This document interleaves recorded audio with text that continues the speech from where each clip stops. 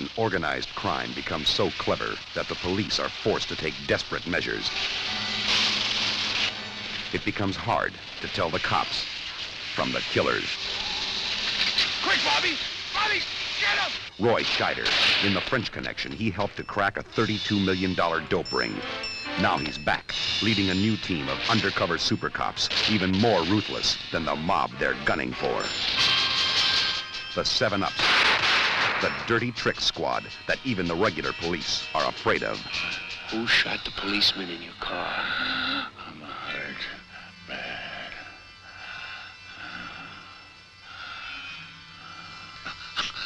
Who shot your car, huh? They bust you. They break you. They make you beg for a nice, safe stretch in prison, 7 years and up. Who were those guys that shot my partner in the back seat of the car?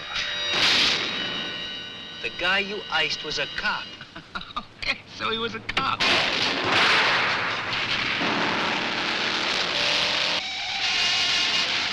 Now, from the producer of Bullet and The French Connection, a high-speed ride with the strong arm of the law.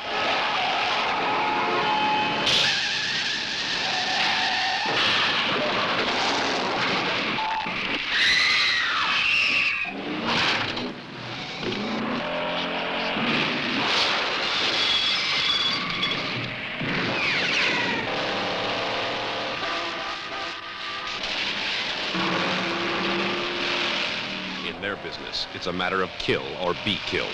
And once the 7-Ups are on your tail, there's only one way to get them off. The producer of Bullet and The French Connection brings you the ultimate chase in the 7-Ups. What you are about to see is the story of two extremely strong motion picture performers at work on a new film. The film is entitled The 7-Ups. One more, please. Once again, stand by. You see one? It's a police drama produced and directed by Philip D'Antoni, who talks about his film. The two primary characters in the film are played by Roy Scheider and Tony Bianco. But this featurette is not about them. It's about two other actors. They speak no lines, and they appear in only one major segment of the film. But believe me, they play very important roles. It's their first motion picture, and it's also going to be their last. Because when their work is ended, I guarantee you there won't be enough left of them to work in another picture. These are the performers: a Pontiac Granville sedan and a Ventura hatchback. Filming a high-speed car chase through the streets of a busy city is a tricky and highly dangerous thing. Phil D'Antoni knows that better than most filmmakers. He's already done it twice, in San Francisco for Bullet and here in New York for The French Connection. This type of thing takes weeks of planning and weeks of shooting. Every maneuver has to be timed to the split second. It's really too big a job for one man, and that's why I brought in the experts. Bill Hickman helped design and execute the chase. I know his work very well because he was also on hand for both Bullet and The French Connection. Because we have 3 drivers. All right. Plus also have another man going to be here in the... Okay. Go open that door. He plays one of the major characters in this film, and he'll be driving the lead car through most of the chase sequences. Jerry Summers is the driver of the chase car. Jerry is just about the best I've ever seen. Whatever he was asked to do, he did it. And we asked him to do some pretty dangerous things, as you'll see later. They cued me late, so I lost the second guy, and then I found him. So you don't have the entire action. Police car turnaround. We'll do everything else, except he won't hit the car. Right. The cars are straight off-the-line production models. The only special equipment is the suspension systems, which had to be reinforced because of what they're called upon to do. In spite of all the pre-planning, there's always room for improvement, and many times we find ourselves improvising on the set. The chase will take up 4 weeks of the shooting schedule.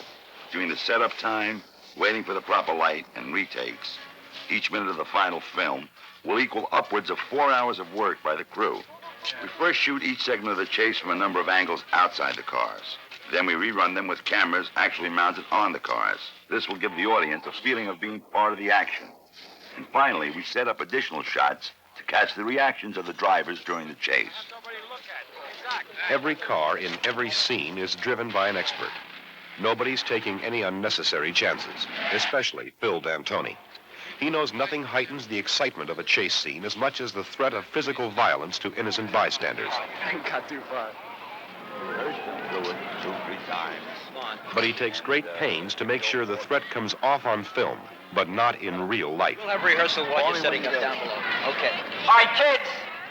This is one rehearsal with everybody. You've all been given your specific marks. You've all been told exactly which side of the street you're to run to.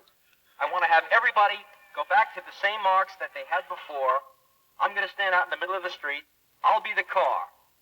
I'll tell you all to continue playing, and when you hear crash, I want everybody to run to the side of the street just to see how it looks. Okay? Okay, everybody take your positions. We'll try one.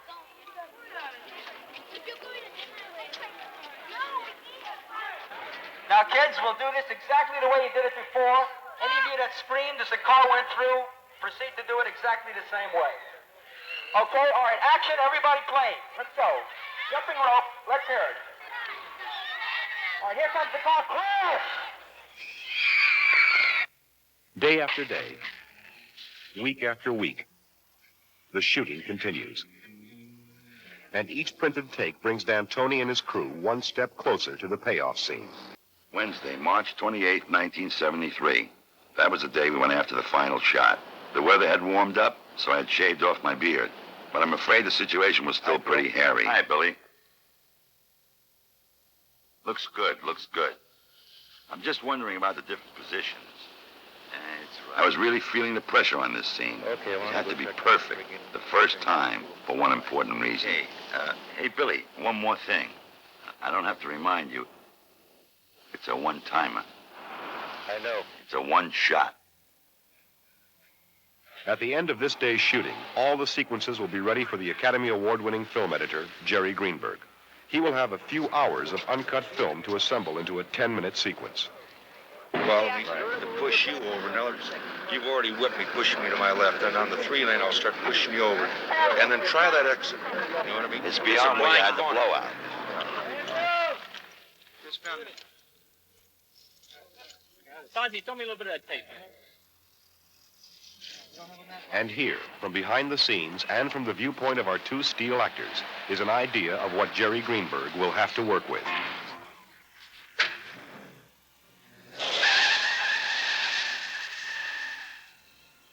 We set up the cameras as close to the action as possible. This increases the excitement, but it also increases the risk. We had quite a few close calls, like this one. On location in New York for the filming of The 7-Ups, Phil D'Antoni and 20th Century Fox are piecing together the anatomy of a chase. Beautiful. Just beautiful. Great. Mary.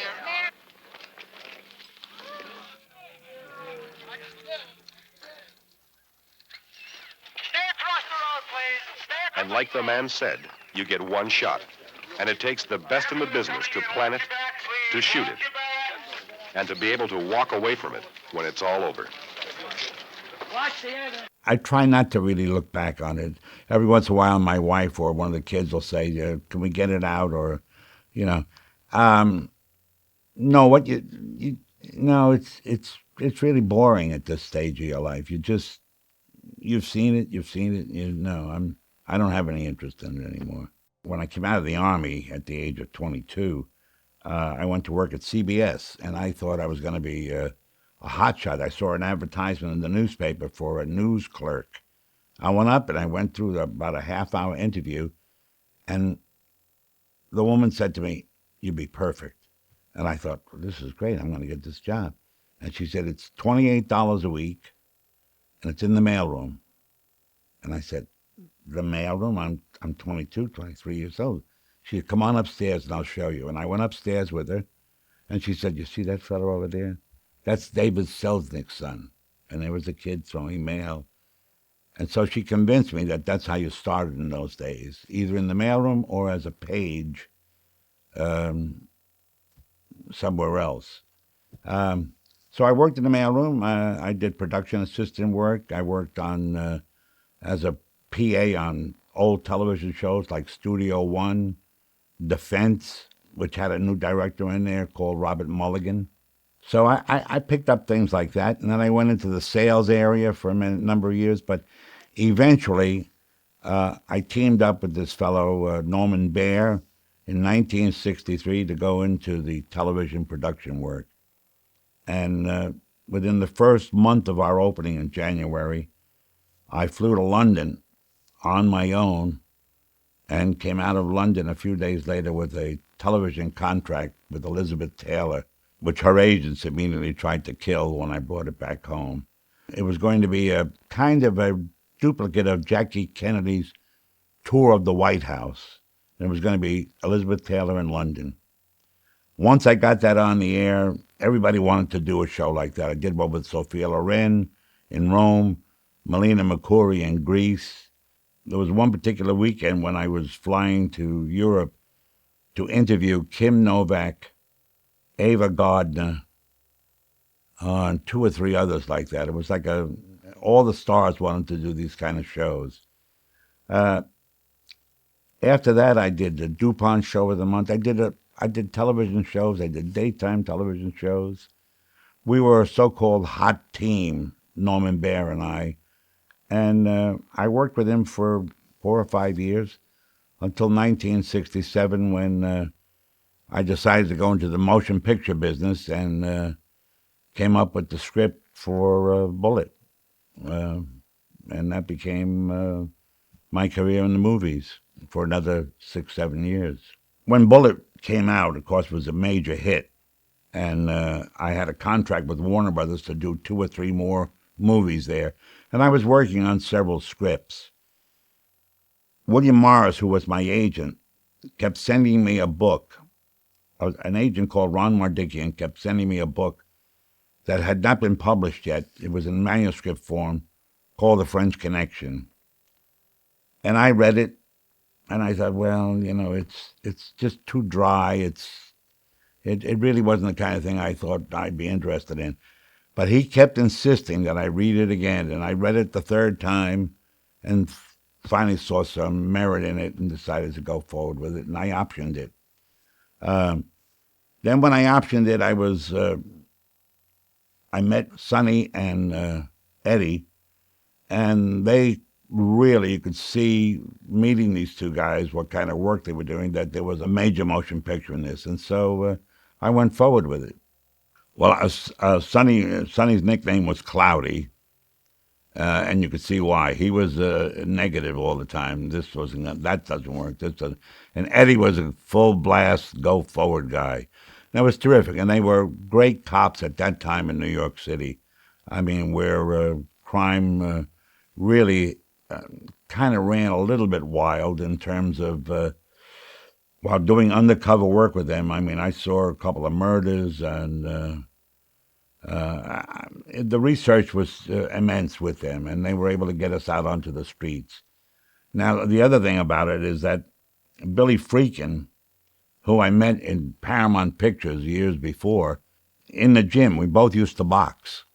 And Billy and I met in the boxing ring, and he was a guy who had done many documentaries, and it looked like he would be the perfect guy to do this. And he loved the story. He loved the idea. He came to New York. We hung out with the cops for maybe a month or 2. We had 1 or 2 scripts written prior to the one that we ended up with Ernest Tidyman.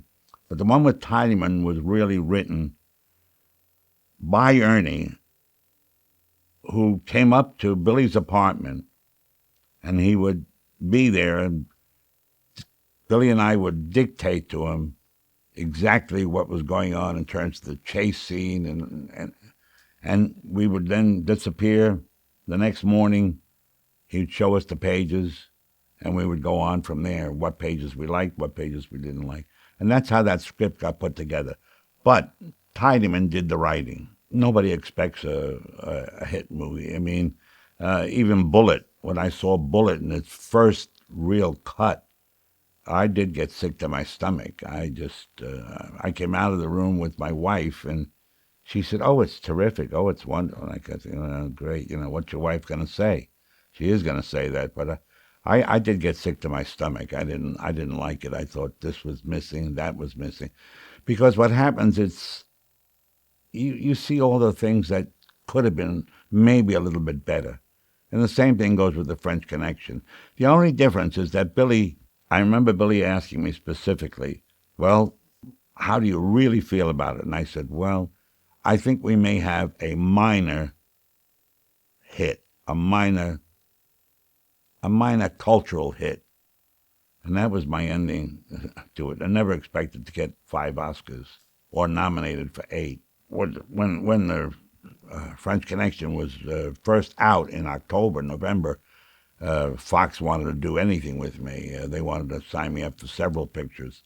The French Connection sequel was already in the works, which I was supposed to produce. I did own a piece of it. I always owned a piece of it.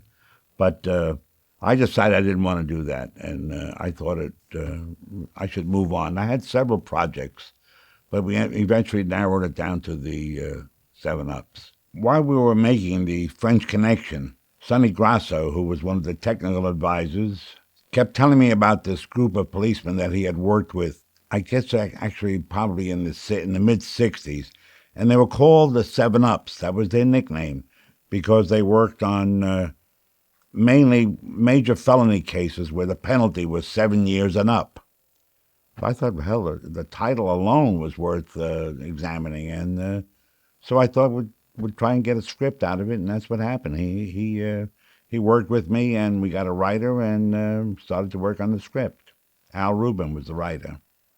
Alex was a terrific guy who wrote a version that I just felt wasn't exactly the kind of thing that I wanted. So we almost exclusively got rid of that version, although they arbitrated before the Screen Actors Guild and he got credit on the script. But it was Al Ruben who really wrote the script that we ended up using and shooting. 20th Century Fox loved it right away, and I had a director all lined up to do it, a fellow called Noel Black, who was a wonderful director, but Elmo Williams, who was the head of the studio at that time, kept insisting that I should try to direct it in view of the fact that I had been involved with Bullet and the French Connection. So I was kind of interested, but it just took a little nudge from them to get me involved, and then I decided I'd direct it as well as produce it. It wasn't really a spin-off of the French Connection, but at the same time that was going on, French Connection was being made as a sequel, and I was supposed to be the producer of it. I declined going to France and making it, and so I decided to stick with the 7-Ups. But it really wasn't designed as a sequel. I would definitely say that we tried to keep it apart. There are no drugs involved, you know. It's a separate case. It happened at a different time in Sonny's life. So I think it was about 4 or 5 years after he and Eddie were split up. But the cases were all fictionalized, the cases that we used, except they were roughly based on something that happened at one time in Sonny's life.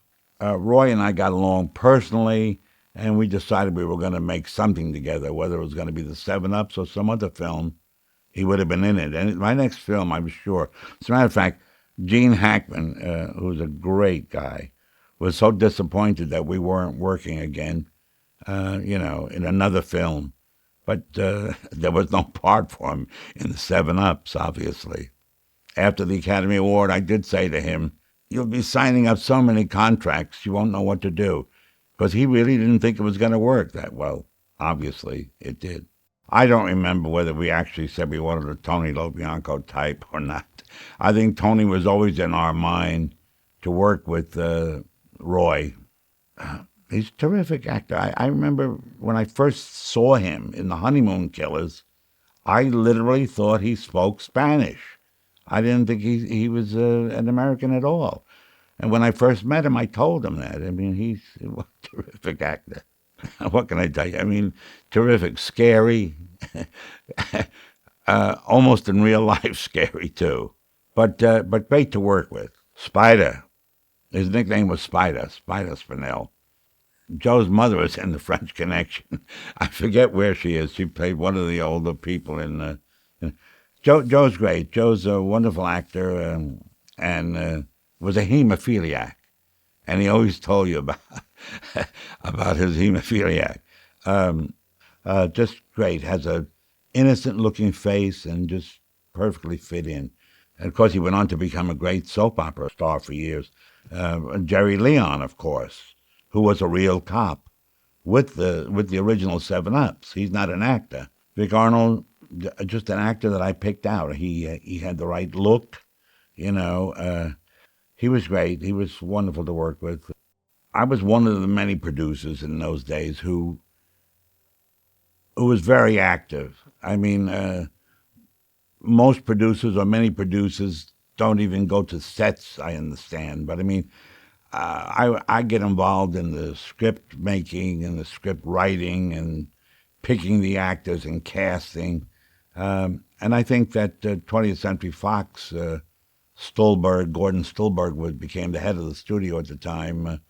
I just felt, I'm assuming that he felt I certainly can handle it. And we did. We did shoot it on schedule and on time, and it did have a great chase scene in it, which was some of the things that they really wanted in the picture. It was physically much harder than I had expected, even though I was warned by Billy and other people that I know, Billy Freakin, that it was going to be physically difficult. Shooting in the winter in New York City also added a burden to it.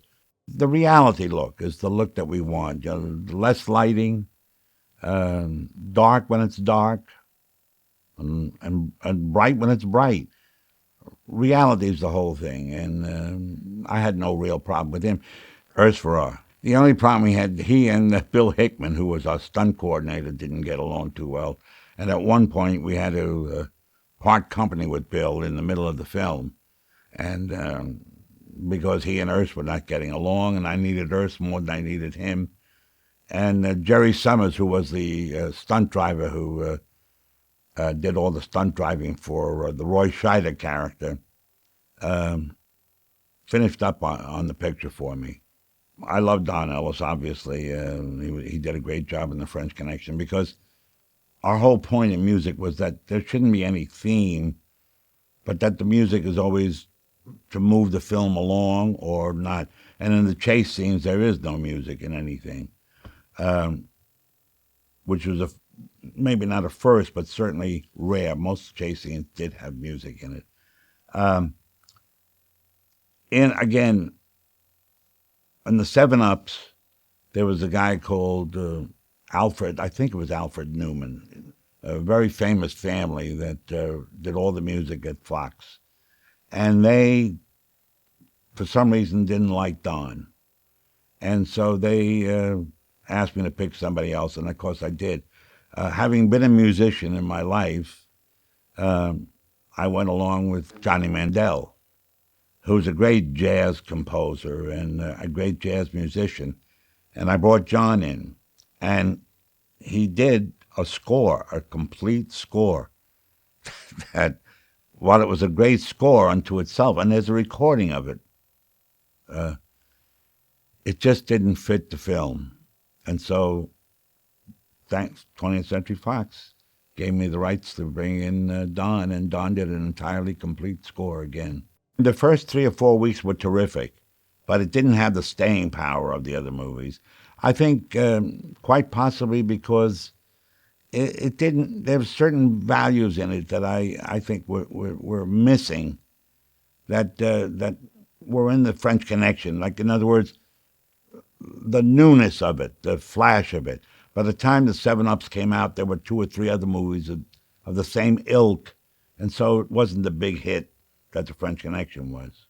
I really didn't cry over so-called spilled milk. It works, it doesn't work. People like it, people don't like it.